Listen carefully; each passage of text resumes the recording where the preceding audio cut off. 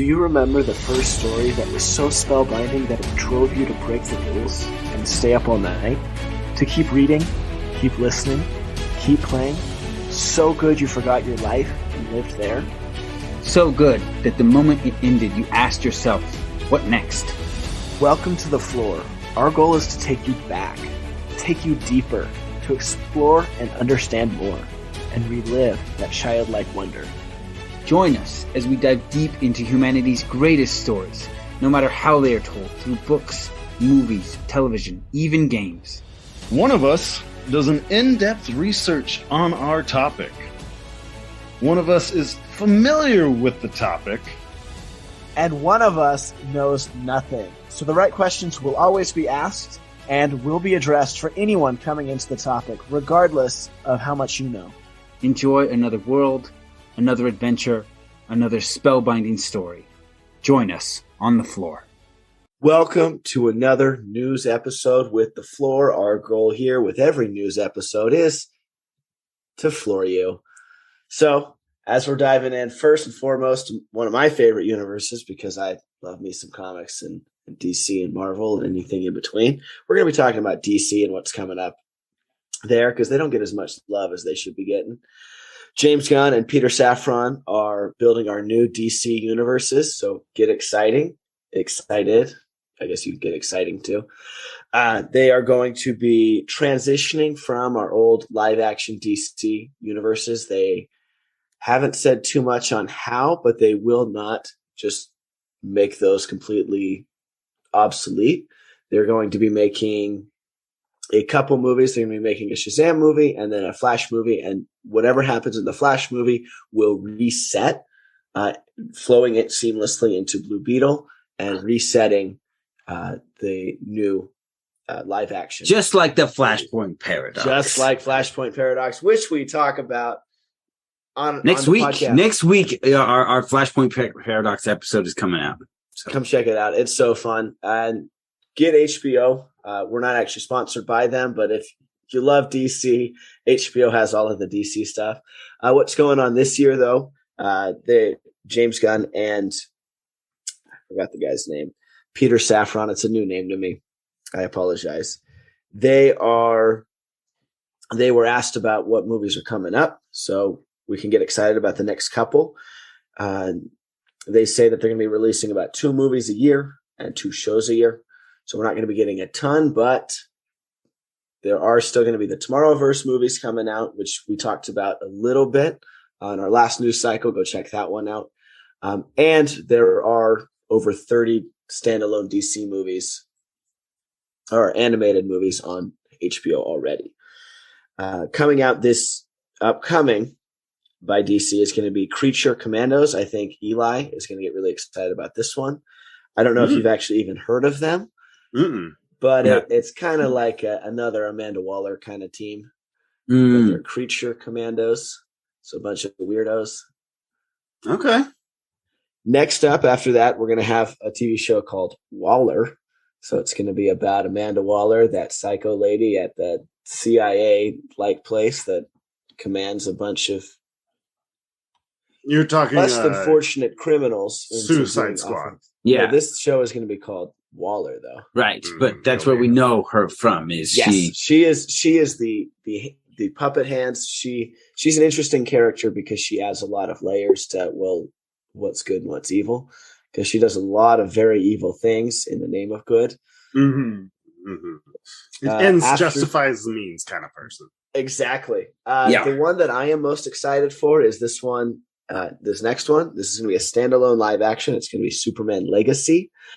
I know we will not be getting our favorite Superman. However, they have multiple times said this is going to be much closer to the comics as far as Superman being the upstanding, just true blue Boy Scout. There's different tiers of humanity. You've got your obscenely good people, your obscenely evil people. Superman's one of the obscenely good, and then you've got the Joker who's obscenely evil, and then you've got most everyone else in between. Superman's going to be as much as we loved the other Superman movies, I still got to say they were a little too dark for what I remember Superman to be. So I am excited to see what they do here. You want the Boy Scout back? I want my Boy Scout back. Batman is supposed to be the one who gets dirty. Superman is supposed to be the unbreakable one. So would they just every single movie, every single time you see him, they break him? Well, that just got repetitive and sad now. After that, there's going to be a TV show. It's going to be called Lanterns. They're going to do Hal Jordan and Jon Stewart, two of the greatest Lanterns of all time. I don't know how much you guys know about the Green Lantern Corps, but I'm really excited to see if they start diving into the other Lantern Corps as well. They haven't said a lot about it yet. There's one. This one's new to me. It's called The Authority. Little is known by Aaron, is actually what I would say. This one's going to be. They're Wildstorm characters, which I have never heard of. It's a comics that was bought by DC. And so I think James Gunn is just a huge fan of them. Interesting. So he's going to be incorporating them and kind of giving them the light. Yeah. Paradise Lost is, Saffron says this is the Game of Thrones type story. Guys, this is Themyscira Paradise Island, but in a, adult series style. Do you guys know Paradise Island? This is where Wonder Woman's from. Right. Oh, okay. And so they're going to be doing a live action HBO series on that. They were discussing how a lot of these TV shows and movies are going to be between PG-13 and R, and low end of PG-13 as well. Maybe I guess with all of this DC stuff going in, does Harley Quinn factor any of this, or is it just its own thing in the DC world? Which Harley Quinn? The series on HBO, Harley Quinn. The animated series? From what I've seen, that cartoon is a standalone. So is the Spotify podcast, which personally I thought was fantastic. If you haven't checked it out, it's a audio drama. Is that what you call those? What I call it is a TV show without the visuals, because they did so good, but I don't know what that's called. Yeah, audio drama. Yeah, audio drama. Check that one out, guys, if you have some time. What is it called? It's just Harley Quinn on Spotify. Oh, just Harley Quinn on Spotify. 7 episodes. They're 20 minutes each. And they rewrote some of the backstories and some of the origin, not so much the origins, but kind of just the motives of the characters. And they changed the characters a little bit. But it is a very refreshing take. Very well done. Okay. Next up, The Brave and the Bold. This is going to be about, so this isn't going to be Ben Affleck's Batman. This will not be Robert Pattinson's Batman, which they are doing a part 2 to that one, which will release. They should. The Batman was awesome. That one's not going to be in this universe, but that's a Batman, fighting and solving crime, like a crime Batman kind of trilogy is what it sounds like it's going to be. But this right here is going to be diving into Damian Wayne. Oh, so Batman's son? Yes, the one he didn't know about for 8 to 10 years. Mm-hmm. They also say that they're going to bring forward some of the other Robins that haven't seen the big screen yet, which is a big deal to me because y'all know I'm a big Dick Grayson fan. Not seeing him, being able to see him in or live action is going to be dope. Yeah, I mean, I feel like Nightwing has had a big go in the comics and in animation, but we've never seen live action Nightwing. He is literally Spider-Man's personality with Batman's skill set and training. He's such a good combination of a character, and I don't understand why we haven't. Well, maybe we just haven't found the right person. We'll get him in this movie. Is what's going to happen. I'm really excited. I've been waiting. Wait, is Tom Holland going to be Nightwing? I hope not. I don't like when they make so many characters, so many different people, because it dilutes them. I have a list of people that I think could do well, and we could discuss that in one of our treasure rooms at some point. All right. Next up, this one's going to be a TV show. There's a character called Booster Gold. He is He is a time traveler from the future. He's got really fancy equipment, and he kind of got stuck here in our time period. Oh, this is a bad time period to get stuck in. And he's just trying to look cool and like post updates and just have a good time in our era from what I've seen of him. Okay. Booster Gold. He's hilarious. He just loves to just hang out and goof off, but he's also trying to be a superhero because he's not a superhero from his time. He's kind of a doofus from his time, but all of his technology is so advanced here. He wants to be a superhero. So he's like, well, if I can't be a superhero here, I'm going to go back there. I don't know if that's going to be their backstory of the live action, but that's how I know him. Next up, Supergirl, Woman of Tomorrow. Do you guys know Supergirl at all? Yeah. Yes. His cousin, Kara. Is it Kara Kent? Does she go by Kent? Yeah, normally. Okay. And that's kind of what they're going to be talking about. My exposure to Supergirl is she showed up in Smallville for a short time, and then they did a CW TV show, or I think maybe the show started like on NBC, and then it got switched over to the CW. And then I don't know if they're still making it or not. Yeah, I want to be honest. I stopped watching those about 3.5 seasons into The Flash. It felt like they were just trying to do as much as they could. They made Legends of Tomorrow. They made Supergirl. They made The Flash, Arrow, obviously. And at some point, it just felt like it got way too diluted. And so, yeah, I don't know there. But they will have a fresh take here coming up in the next couple of years. Last one on this list, Eli. Mm-hmm. Really hope this excites you because it excites me. Live action movie for Swamp Thing. Yeah. Awesome. Yeah. That's Swamp be Thing great. is so cool because he's originally a guy who ends up bonding with the Green. And they have a couple different people who have become the Green. But it's just so cool because he's a force of nature. Mm-hmm, mm-hmm. And I love watching Batman TV shows where Batman teams up with the Green because it's really cool to see Batman be like, well, here's why you should want to help us. It's like Batman's arguing with nature right now and winning. He's arguing with nature right now and winning.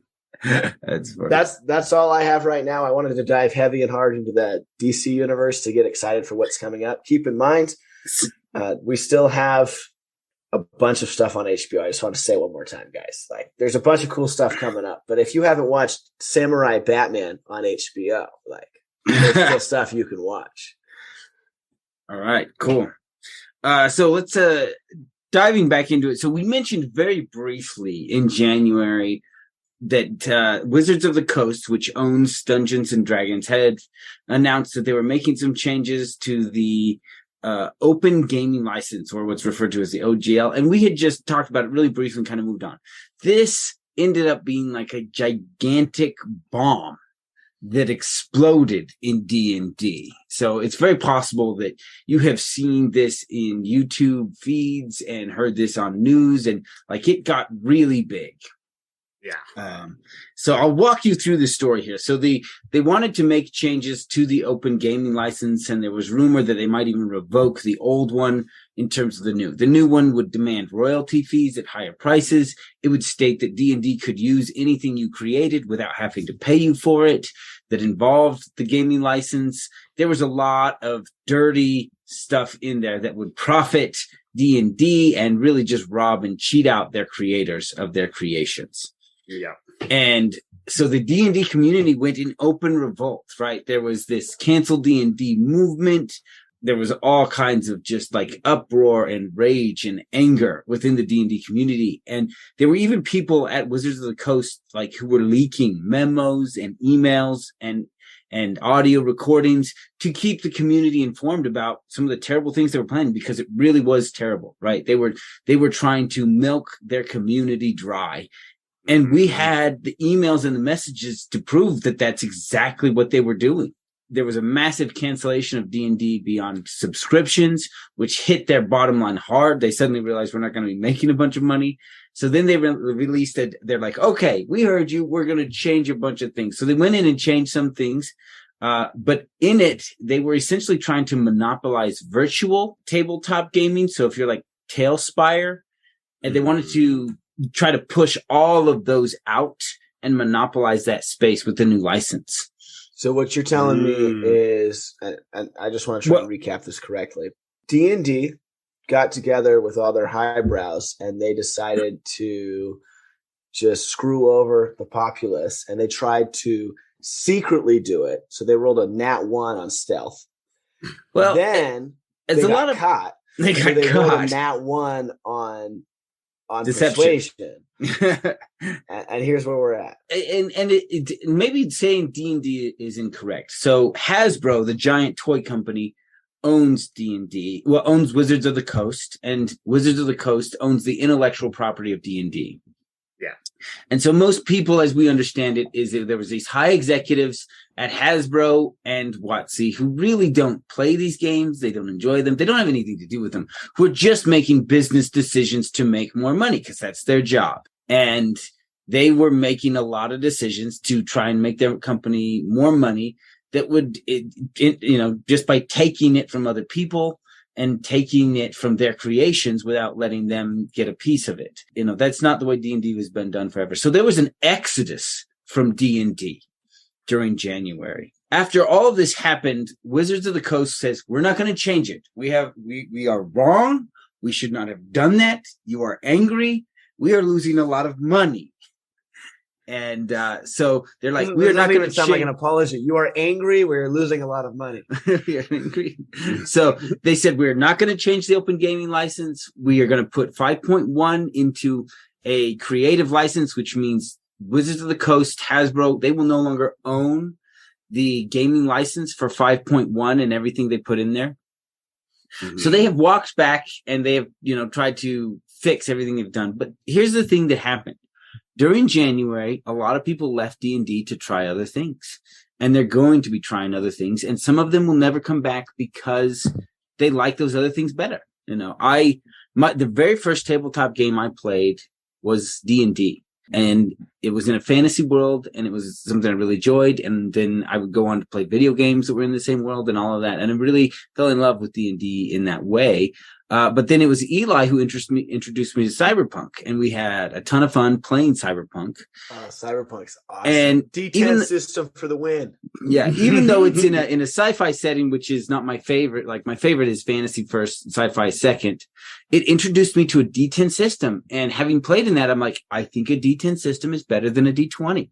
And so people are going to go out, they're going to try new systems, and they're never coming back, not because they're angry at D&D, but because they tried something and they liked it better. And so they're not coming back.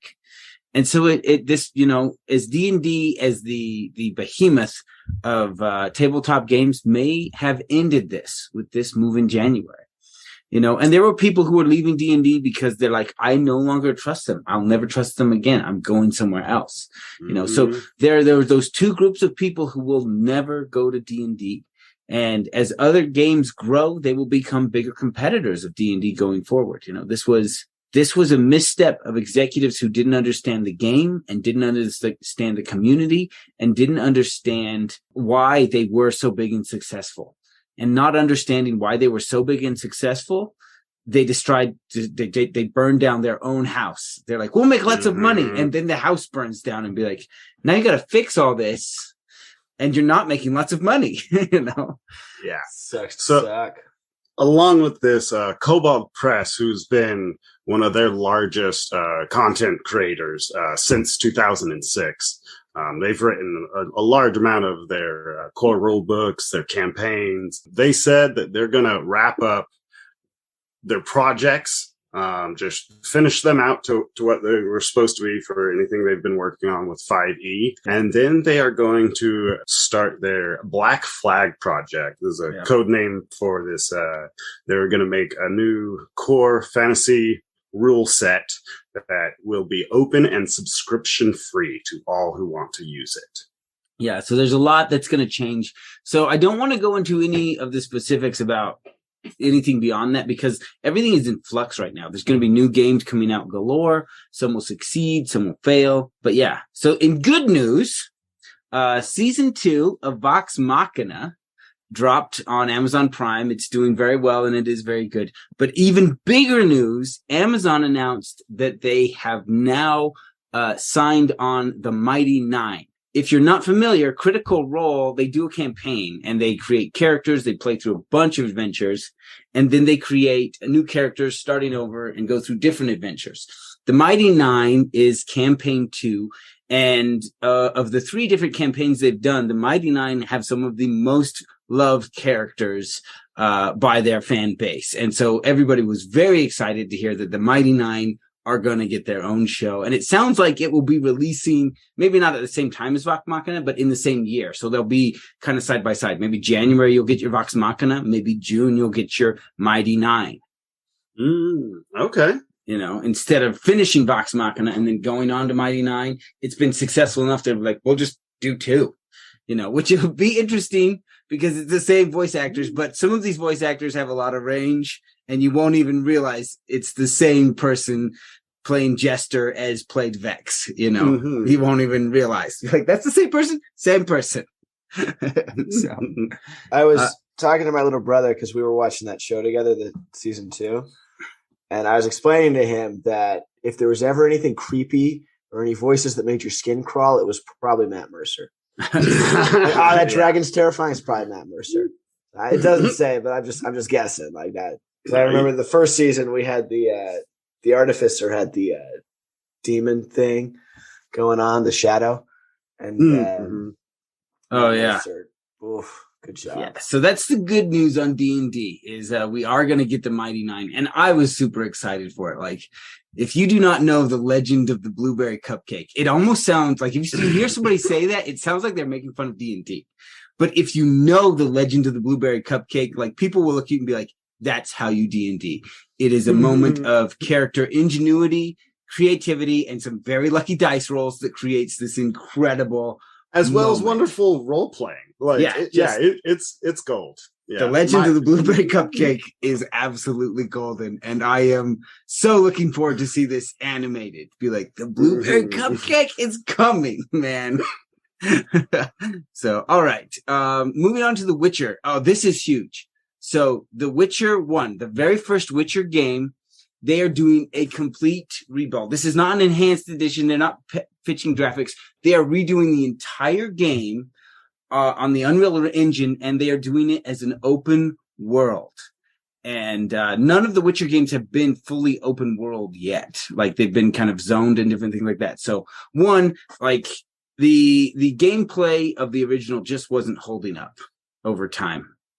They had some innovative things at the time. And so a lot of people weren't going back to it, but there are a lot of fans who were buying it, not finishing it because the gameplay wasn't holding up, but still wanting that story and everything. And with just the love of the Witcher games and everything, they're like, you know what? If we fix this and do it great, the fans will just gobble it up. So that's what they're doing.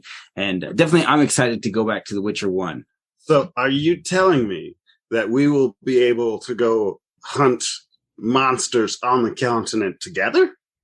I don't know if it's going to be multiplayer, but it is open. So open world means you can just wander the map, right? You don't have to follow the story. No zoning, no areas locked out by story quests and stuff like that. Like, and that's going to be The Witcher 1? Yeah, it'll be the first Witcher game. So Wouldn't that will be like 6 missions. That'll be the narrative. I imagine there'll be a lot more thrown in there. But yeah, I think it'll be really cool to kind of check that out when that comes out. And then the other thing is Brandon Sanderson's Secret Project 1 published, Tress of the Emerald Sea. And this is super interesting. Brandon Sanderson stated that between 70 and 80% of his audiobooks, of his total book sales come from audio. And he identified that Amazon through Audible has a monopoly on the audio book market. And they are really cheating authors out of a lot of their royalties. And so because of that, he is boycotting Audible with this book because the secret projects are indie published. He's publishing them himself. He did his Kickstarter. He's paid, he's covering the cost of everything. And so he can choose where to publish. And so he's like, I will not publish on Audible because he says in any digital product, he says you expect creators to get 70% and retailers to get 30% because it's a digital product. They don't have to stock it. They don't have to package it. All of these different things that come with cost. They don't have to have physical locations. A standard MSRP is, a retailer ups it up by 50 because they've got location and overhead and employees. Whereas Amazon is just servers and employees, right? There's no any of those other costs. And so the idea is that creators what does Amazon charge? So, well, in like I said, most digital products are 70-30, but Audible, you get 40 if you're exclusive with Audible. And if you're not exclusive with Audible, you get 20. And so Sanderson was like, you guys, these are digital products and you are taking advantage of your monopoly and cheating creators out of their royalties because you can, because they have to come to you. I have a question. Yeah. Is he going to still use the same voice actors? Yeah, because that's not done. Yeah. Okay. So, I'll buy it wherever he posts. But so he put it on Spotify, and I think he put it on. I can't remember the name of the other one. You'll have to look it up. But yeah, so you can just buy the book on Spotify there. But he was trying to direct audiobook buyers to other platforms as a way to drum up competition for Amazon so that they will give fairer rates to their creators. So it was like this attitude. Yeah, it was a really good thing. And he pointed out, he says, I can get away with this because I am big enough. Mm-hmm. He says all the smaller authors who need Amazon and need Audible to be able to make their living, they can't make this choice, right? They are taken advantage of. They know it, and there's nothing they can do about it. He says, but I'm going to draw attention to this, and I'm going to refuse to be part of it. All right. So, yeah, that was the big news on Sanderson. That's it for me. All right. So I always got to start out with my corrections from last time. So for Warhammer, Joe, Amazon does not own the IP for Warhammer. They didn't buy GameWorks. They just have bought global rights to use the IP across their platform. Okay. Last time I said Cavill probably playing a Space Marine. That's not confirmed. That's just something he has hinted to. But I imagine Henry Cavill has wanted to be a Space Marine since he was like 12. I can't remember when he said he first got into it, but I think he was first exposed at like 6. So maybe younger. Maybe younger.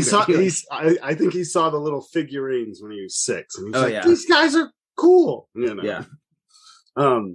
But like, there's a rumor that he might be playing an orc. And if that is true, we will be getting a completely different kind of Cavill altogether. Yeah.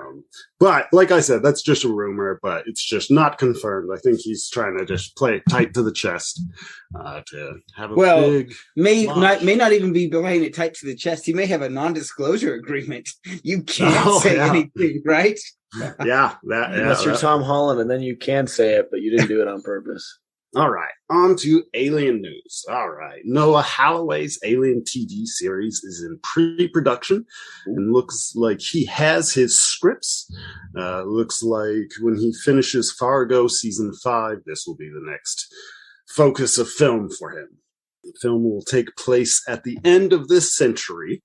This will be before Ripley's time. This will be on Earth, and there will be no recognizable characters other than the xenomorph. In Marvel Alien Comics, they're going to end their current line with Icarus in February and then start a new line, like relaunching it. And it's going to be on a frozen moon where they will thaw out a Xeno, and, it'll just... It won't go what Xenos do. It's going to go completely fine. It's like Jurassic Park. Like, we're going to do this. Nothing could possibly go wrong. In the previous ones, we've had the same writer, but we're getting a new writer for this relaunch. Declan Shavli. I don't know how to say that name. He's known for illustrating comics such as Deadpool, Moon Knight, Thunderbolts, X-Men Unlimited, and 28 Days Later. So he's been a big illustrator for a long time, and now he's going to start writing for Marvel and the Alien comics. It's so weird that Marvel has Alien now. Weird. In Prey news, Prey was the biggest release on Hulu, scored 93% on Rotten Tomatoes, was up for a collection of Golden Globe Awards, but took none of them home, clearing over 500 million minutes streamed in the first 3 days, reached over 1 billion minutes streamed in under 2 months. Amber Midthunder was on the carpet of Variety when asked, when do we see the sequel? And she says, I don't have a date for you. This is not an announcement, but I'm not saying this is not, alluding to that she is in talks to making a sequel. If and when this happens, this will be the first of the Predator films to be a direct sequel. Now, you may argue that AVP Requiem is a direct sequel. However, we don't get any of the same characters at all from AVP. Only the body of the Yautja is infected by a Xeno. Okay. Yes, so Aaron? the last scene of the movie that Xeno that comes out of the Yautja is in Alien Right. Predator Requiem. So I would argue. Plus, I actually spent like half an hour explaining to my roommate how good a movie Alien Requiem is, because you got this random Predator dude like on his first patrol ever. It's just like, oh, my boy's totally effed up. If I don't go over there right now and stop this infestation, all of Earth is going to be overrun by this disease. Cool. This is my first mission. I'm going to go in and do that. Mm-hmm. Wolf is way underrated. Anyways, back to you. There are other kind of crossovers, such as Kevin Hall playing the Jungle Hunter in the first film and the City Hunter in the second film. But these are two different Predators. Or you've got Shane Black, who was a soldier in the first film and directed the fourth film. But none of these are really direct sequels. But Aaron, you can keep your argument. I understand. We're probably going to get a Prey 2. Moving on to Cyberpunk. So Cyberpunk 2077 just got a new update, is increased their frame rate. I think it's similar to the same thing they just did with The Witcher. Last time Joe had said that, their frame rate. Yeah, I imagine they're going to go through and do it to a bunch of their games. Yeah. Yeah, it's more of a more efficient kind of a thing. Right. I imagine with Cyberpunk being a later game, it may have already had the graphics update in the original release. And so this was maybe they just dropped. Oh, really? Okay. Mm-hmm. Yeah. So they did it to The Witcher first, and then they just did it to Cyberpunk. In Cyberpunk, they've picked 14 winners for their music contest out of 8,000 submissions. 14 new tracks that will be in the expansion Phantom Liberty. This will be CD. So they're having a new radio station, and they picked 14 songs to be on the radio station. In the game, you can listen to the radio. Phantom Liberty will be CD Projekt Red's biggest budget expansion to date. I'm hoping that this means that this will be a very large expansion, not just to pay off the actors, such as Idris Elba, Keanu Reeves, and Sasha Grey. That being said, their last big budget expansion was Witcher 3, Blood and Wine, and that added about 40 hours of gameplay. So that's like a whole game right there. Yeah. I don't think it'll be underwhelming at all. I think it will be quite an expansion. Moving to Cyberpunk Red, the tabletop, they have a new source book dropping at the end of February to mid-March. This is called Black Chrome. We'll have over 170 new items. There's weapons, gear, and vehicles. We're going to be getting some pretty interesting clothing and armor with lots of fun features. With the recent D&D OGL upset that they have addressing their own, right? They're saying that they're working on it. They're not confused on what they should do, but more what they how to do it. So they're working their contracts, their legal gaming contracts. licenses. Yeah. Yeah, so they're like, yeah. I imagine everybody in tabletop is like, okay, what D&D did was wrong. Let's make sure we never do that. Everybody goes through the legal. Let's not have the fans find this and get rage at us like they did at D&D. Yeah, Right. You lose your fans, you lose everything. Yeah. Right. And you know, they've been around since the 80s. So this is not the first time dealing with these bomb or earthquake like events that happen in the tabletop world. Yeah. Yeah, I mean, if they were around from the 80s, they had to deal with the Satanic Panic. Mm-hmm. Yeah. and they survived it, and that's a big thing. I imagine the Satanic Panic killed a lot of tabletop games, you know, and D&D barely made it out alive. And then they came back and did this. Maybe they were satanic all along. Jeez. I remember the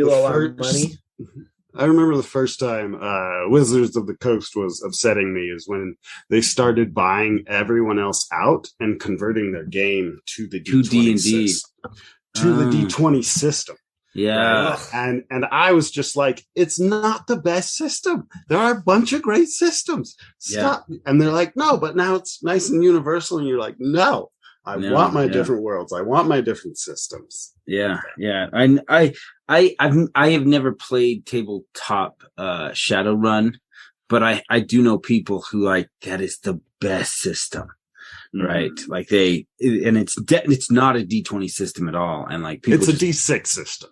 Yeah. Yeah. And there's a lot of people who just love the Shadowrun system. So, yeah. I don't know what the current system was, but back, the last, edition that I grew up playing, it was you get so many dice in a dice pool. Let's say you have 7 dice. So I get to roll 7 dice. And if my target number is 8, 6s will explode. And you just need to get 1 or more dice over your target number. So to achieve an 8, you need a 6 that follows up with a 2 or more. Right, a 2 or more. And you might need 2 of those dice that do that. And that's how they would do that. Is that everything in your universe, Eli? It is. All right, real quick to wrap up, I'd recommend we all offer our favorite non-D&D role-playing game to recommend. Now that everybody's looking for different things, might be a good time to say, hey, here's some we've tried that we enjoy. I mean, Pathfinder is very akin to D&D, but is not D&D. So if you still want to be in a fantasy world, and if you don't want to like feel like because the first time you dive into a new game, all the new mechanics and stuff can be overwhelming. And so to just kind of dip your toe out of D&D, I think Pathfinder is a really good place to go. But you've also got to keep your eyes open going in, because like you'll be like 80% of this is just like D&D, and then every once in a while you bump into something and be like, that does not do what I thought it does at all. Be like, yeah, we're not in D&D. Be like, oh right, I remember now. So obviously I could suggest Cyberpunk. I'm learning Dune right now. And then I also want to get Free League. They produce Alien, and I want to try that one out as well. So Dune is a 2D20 system, but it seems like it's going to be a little bit more advanced, because you're not going to just play one character. You'll have one main character in a house, and the other players will have one main character in their houses, but you will have minor characters in their houses. That's so complex. So it might Joe, not you be love the one. TechCon. What was that game called? XCOM. XCOM. Yeah, that one where he loves to guide like 7 people around at once. Yeah. Well, I imagine Dune is very politicking, right? And that's why you've got other people in other people's houses as you're trying to gather secrets and tilt perspective and decisions. So imagine, that's what I imagine the Dune tabletop. Eli will probably tell us more as he dives in. So, all right, thanks for listening. Well, I didn't even get to go. He went first. He didn't say asked the question. Oh, apologize for asking. Apparently, that was going first. My two that I want to try, that I've heard great things about, that I haven't tried yet. One, The Witcher. We've talked a lot about this one. I think. That's right. There is I love the monsters in their universe, and I love the magic balance there. And then Chris, we stream with him every other Wednesday on his channel. He always talks about playing Call of Cthulhu, and he has been raving about it. And apparently, that one's really fun. Well, and to be specific, that's the Cataclysm, Catalyst. I think I can't remember whose that is, but there is a myriad of the Cthulhu games. Like the same company that does Dune, they do a Cthulhu game in Roman times. Oh, well, now I have a third one. I want to try. Thanks so much for listening, guys. We hope, as always, that you were floored and that you are considering yourself now floor people, just like us. So, and we would still love to get some feedback from our listeners about how they feel about the news episodes. Like I said, we introduced this a while ago. People are listening, but we don't know how you feel about them. Is this something you want, or do you just want lore dives and you'll seek out this stuff on your own? And that's how you want it. Let us know, because we're creating this content for you. Thanks for listening. Leave us a review. Tell us why you like listening to us. Is it our awesome deep dives? Is it our amazing back and forth? Is it our charming good looks? What would you like us to add or change? You can put that in the review as well. We read reviews. Yeah, and if you're going to be leaving us a review telling us what you like about it, maybe you even want to share the content with your friends. Like and share on social media. You can join us on Twitter and Facebook. We post memes. And we actually started a Discord, so come play with us. So a lot of the worlds we cover have a retcon. If you're not familiar with that term, it's reconstruction. Or sometimes we might use a bad source for some of our lore research. And if that happens, feel free to email us at florefantasyandlore@gmail.com. That is Flore spelled Flore, fantasyandlore@gmail.com. And if you're angry enough, we'll read it on the air. Yes, we will. Also, the treasure room is now available. We have locked a few secrets for everything we cover in there. And each week, we add more. And you can find the treasure room on patreon.com/Flore Fantasy and Lore. And how do you spell that, Aaron? That's lore with an F at the beginning. So it sounds like floor, but it's not the floor you're thinking, because it's our floor. We hope you enjoyed your time on the floor. Think about your favorite part of the episode. Now, think about your nerdiest friend. Who is it? What is their name? They want to know about the floor. Stop holding out on them. Go and tell them about your favorite part. Because all of this is more fun together.